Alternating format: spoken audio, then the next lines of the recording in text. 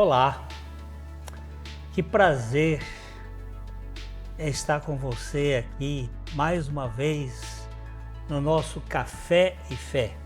É uma alegria nós podermos estar juntos e buscar aquilo que Deus tem para nós, não a religião, mas a beleza do Evangelho.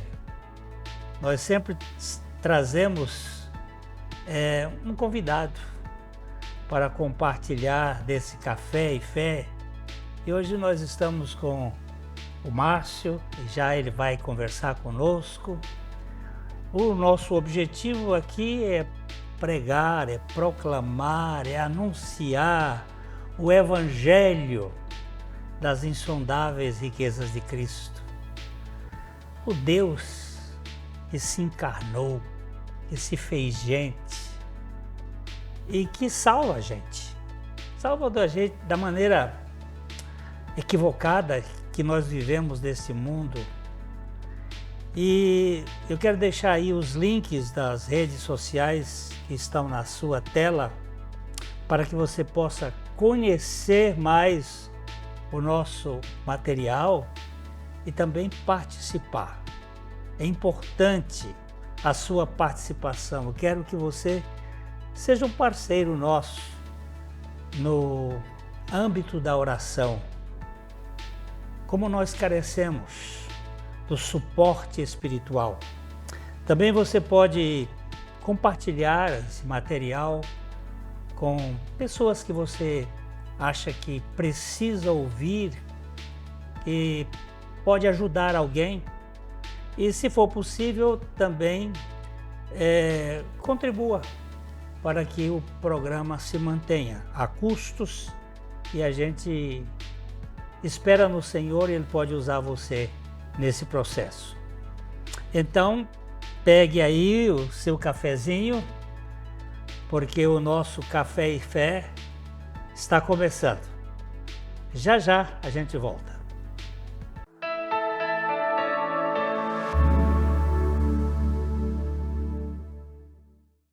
Ótica Higienópolis. Há 35 anos no mercado óptico de Londrina, sempre com novidades em produtos e tecnologia. Nossa equipe está preparada para dar uma verdadeira consultoria, facilitando a escolha de seus óculos para correção ou proteção solar. Ajuste de óculos personalizados, respeitando o conforto e anatomia do seu rosto. Ótica Higienópolis. Avenida Higienópolis, 346, em Londrina.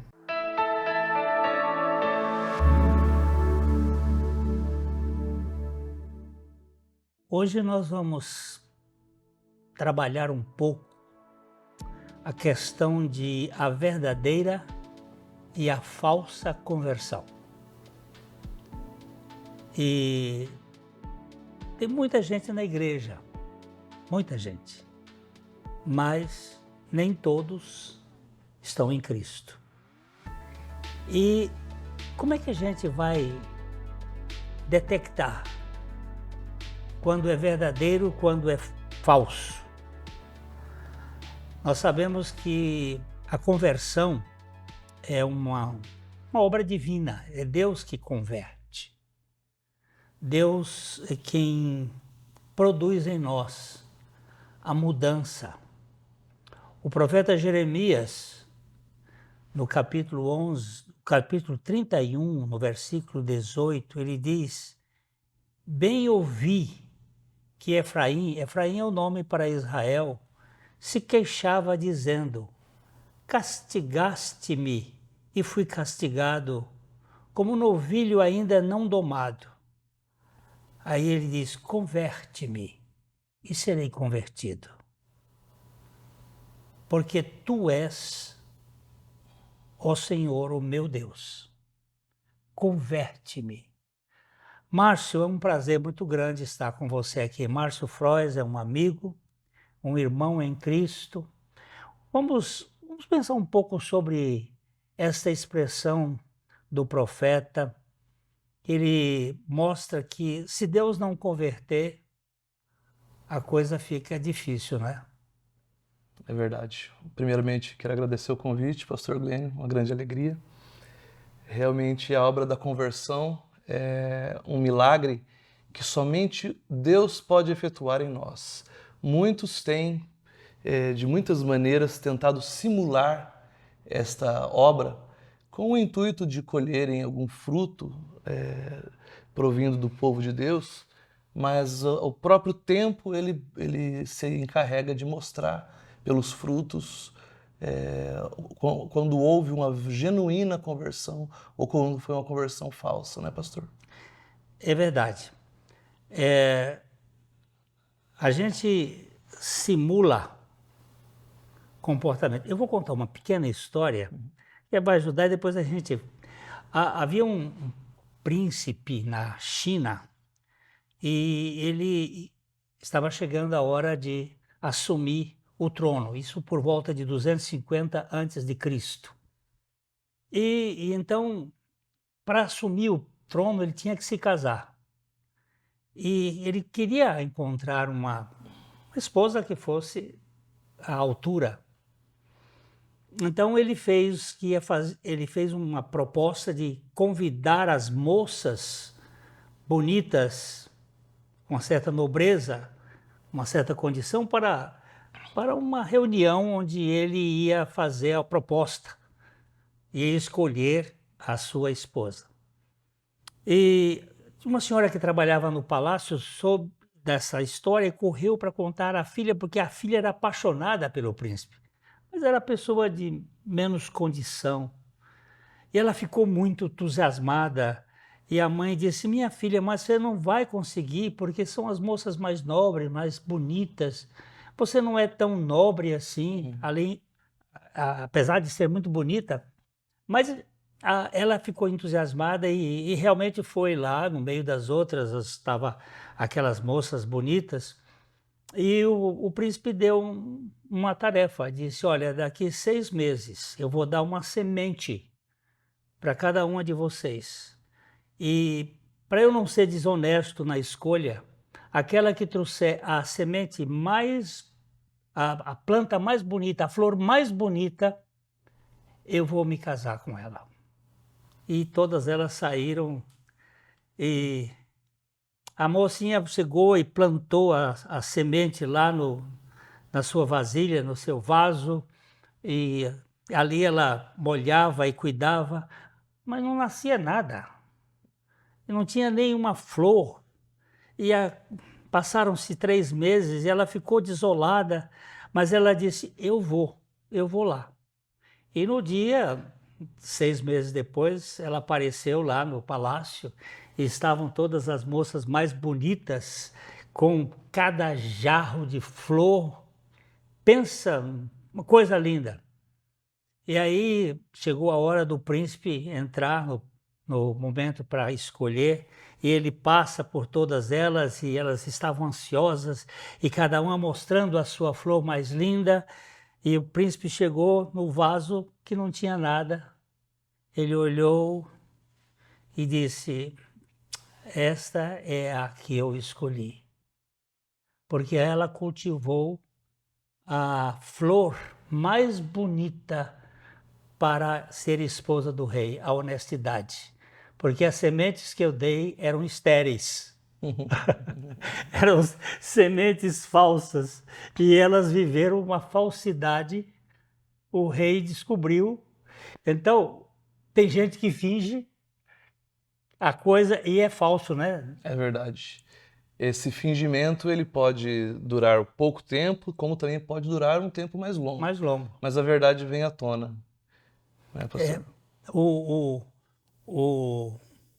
O livro de Ezequiel, ele tem uma palavra muito importante para esse assunto. Ele diz assim: eu lhes darei um coração novo, e eu porei dentro de vocês um espírito novo. Eu tirarei de vocês o coração de pedra, e eu darei a vocês o coração de carne. E porei dentro de vocês o meu espírito, e farei que vocês andem nos meus estatutos e guardem os meus juízos e os observem. Olha que coisa mais linda, não é? Esse texto ele é muito interessante porque ele demonstra Deus como o agente em todas as instâncias, né? Eu tirarei o coração de pedra, colocarei, fareis com que andeis os meus estatutos. É uma obra que somente Ele pode fazer. Se fosse possível, pastor, ao homem efetuar esta obra de transformação de si mesmo, Jesus Cristo não precisaria ter morrido. É verdade. Ele viria, traria alguns ensinamentos e partiria e falou, olha, aperfeiçoei os ensinamentos de Moisés, agora vocês façam a parte de vocês. Mas não foi assim que Não. ele fez. E o que é que ele fez? Ele assumiu o pecado de todos nós, todos aqueles que creem na sua obra redentora. Ele nos levou a sermos crucificados juntamente com Ele. Aquela cruz não foi somente para Jesus. Jesus não estava sozinho naquela cruz. Eu estava, o pastor estava, e vocês que nos ouvem também. Se você crê nessa verdade, que esta obra foi também em seu benefício, você também é beneficiado por esta obra. Quando ele diz, eu tirarei o coração de pedra, como é que eu entendo isso, Márcio? Nós somos herdeiros da natureza de Adão. E Adão, ele foi feito do pó da terra. Ele foi feito da pedra fragmentada. A natureza humana, a natureza do pecado, ela traz essa característica adâmica. Mas o coração de carne, aí vem o outro ponto, que tem Adão, foi feito do pó, e Eva foi feita da costela, da carne. E foi da semente da mulher que Deus prometeu aquele que iria esmagar a cabeça da serpente. Então, ele vai trocar o coração adâmico, o coração do velho homem, pelo coração de Cristo, pela vida de Cristo. Então, isso é tão profundo, tão rico. Então, existe uma verdadeira conversão, né? É verdade. E esse contraste entre esses dois tipos de coração são muito interessantes, porque o coração de pedra, ele é inflexível e ele é impenetrável. E o coração de carne dado por Cristo, que na verdade é o dele, é um coração que pulsa, cheio de amor pela sua criação, então, pelos seus eleitos. Então você está vendo que se você não passou por esta experiência do novo nascimento, e novo nascimento não é levantar a mão e ir lá na frente na igreja, não é fazer esses passos, isso aí pode acontecer como algo mecânico, mas o novo nascimento vai acontecer na dinâmica, no coração, na realidade espiritual, quando Deus nos desmancha em Cristo e nos refaz na ressurreição com Cristo. Então nós vamos ter uma paradinha e já já nós vamos falar um pouquinho mais sobre esse assunto. Espera aí.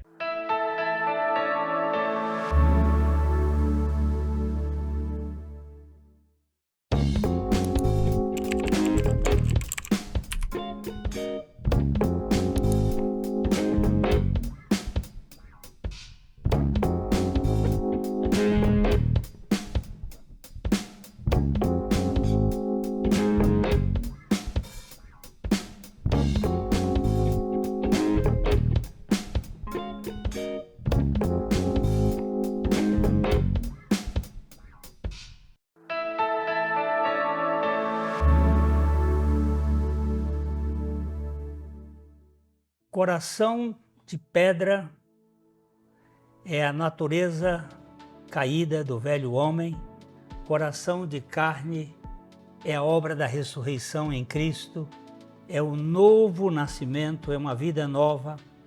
Mas tem muita gente, como nós estávamos falando antes, que finge ser o que não é. E nós encontramos um personagem muito interessante no Novo Testamento, chamado Simão, o mago. Simão era um mágico que dominava a região como o grande o grande homem de Deus, o grande poder. poder.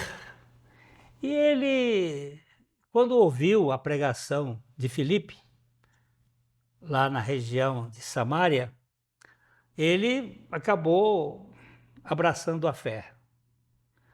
E se colocou ali no meio dos cristãos, daqueles que estavam, e queria experimentar, foi batizado, abraçou a fé, é uma expressão interessante, abraçou a fé, mas não teve conversão.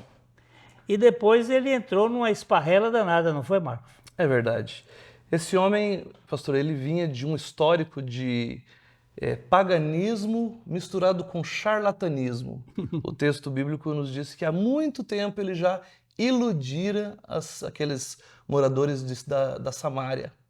E lembrando que esta região foi uma região em que há pouco tempo antes desses acontecimentos, Jesus havia passado e transformado, efetuado uma conversão genuína na vida da chamada mulher samaritana. Não é verdade? Que acaba sendo, em contraponto ao Simão, uma figura de uma conversão genuína que realmente tem uma troca de coração e, em consequência dessa troca de coração, uma troca também de conduta.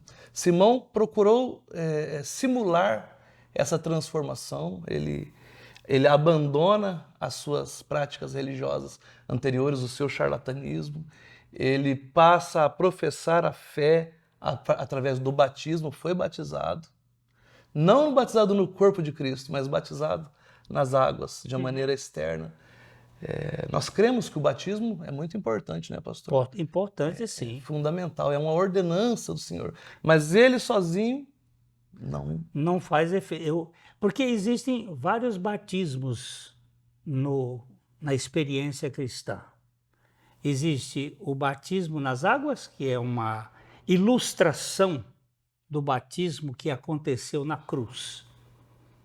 Assim como nós estávamos em Adão de modo genético, nós precisávamos estar em Cristo de modo espiritual. Então nós fomos batizados em Cristo, incluídos em Cristo.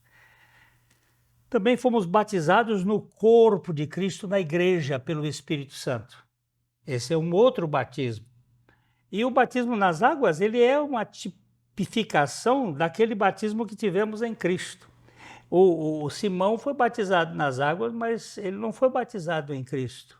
Não foi. Ele tinha uma vida que continuava querendo ganhar dinheiro com o charlatanismo, como você disse, né? Hoje tem muito disso, não é, Márcio? Tem demais, pastor. As igrejas, igreja com I minúsculo, né?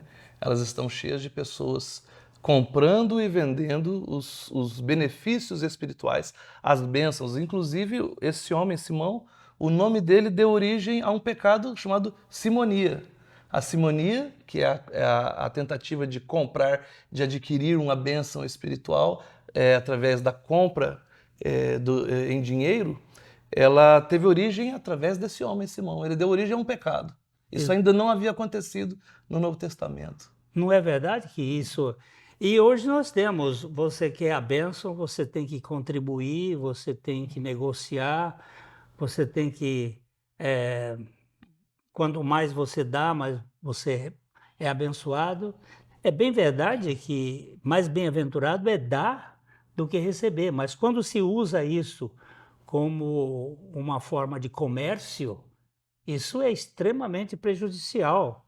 Isso gera uma conversão falsa, uma conversão onde a pessoa fica dentro de um sistema, sim, mas ela não está em Cristo. Ela tem um comportamento religioso, como eu digo sempre aqui, muitas pessoas têm religião suficiente para lhe tirar da cadeia, mas não tem evangelho suficiente para lhe levar ao céu.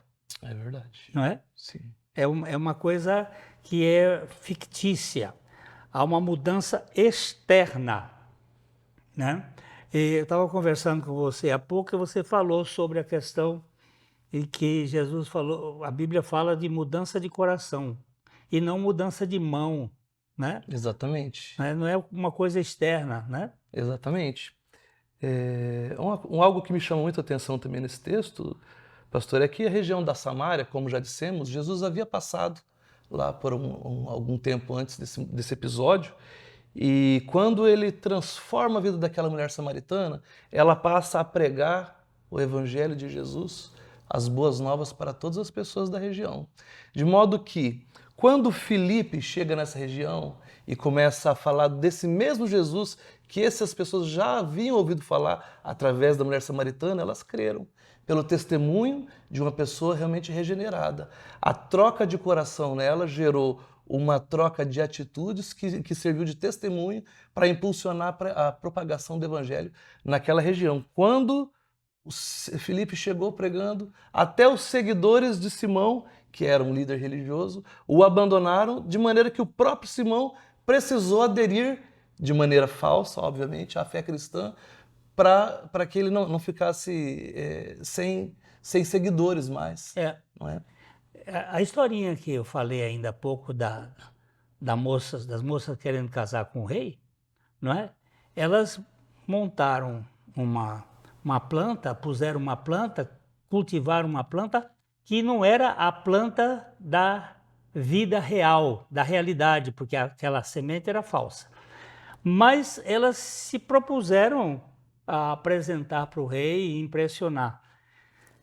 Sem o detalhe de que aquela semente era falsa, elas iam disputar ali a posição de quem era a flor mais bonita.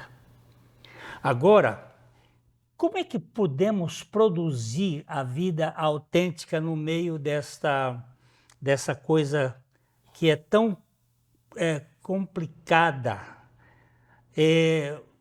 Paulo, escrevendo a Timóteo, ele diz: no tocante a Deus, eles professam conhecê-lo, entretanto o negam por suas obras.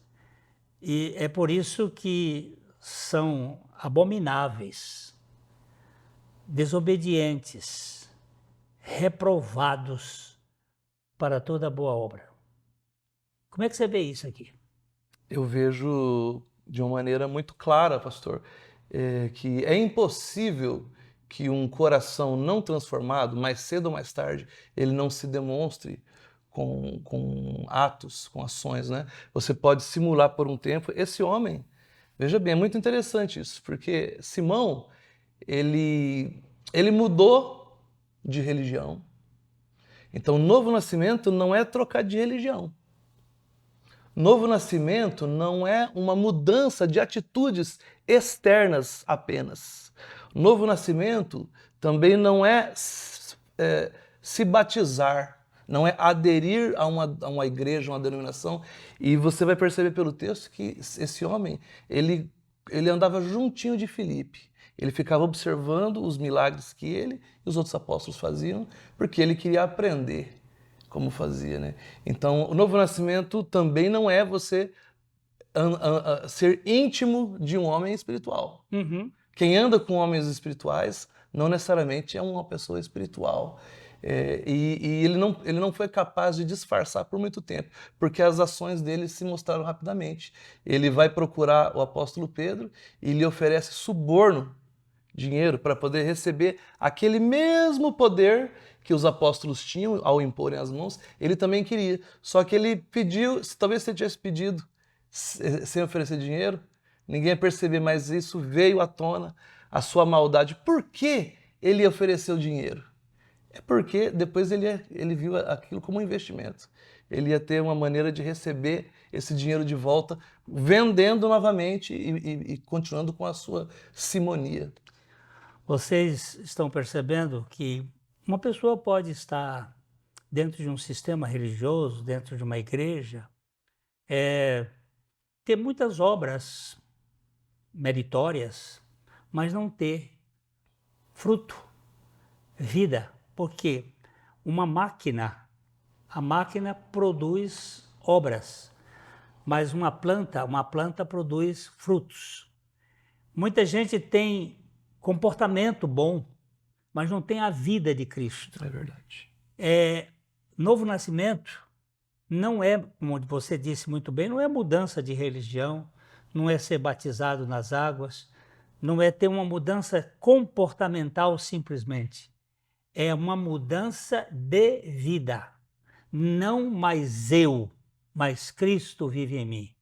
E a vida que agora vivo na carne, vivo-a pela fé no Filho de Deus, que me amou e a si mesmo se entregou por mim.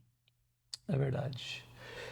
Pastor, é muito interessante também que quando Simão vai falar com Pedro e oferecer esse dinheiro para poder receber esse poder, Pedro lhe diz, no verso 22, Atos, capítulo 8, 22, diz assim: arrepende-te, pois, da tua maldade e roga ao Senhor. Você que nos ouve na sua casa agora, talvez você, assim como eu também já fui, talvez você venha vivendo de uma maneira religiosa externa, demonstrando de maneira externa. Talvez você tenha participe de uma igreja, talvez você tenha tido uma mudança de denominação, talvez você possa até ser um líder religioso, Sim. sem ter passado pelo novo nascimento. A Escritura nos diz, arrepende-te, roga ao Pai. O Senhor está de braços abertos para receber aquele que, arrependido, se achega a Ele, não é, pastor?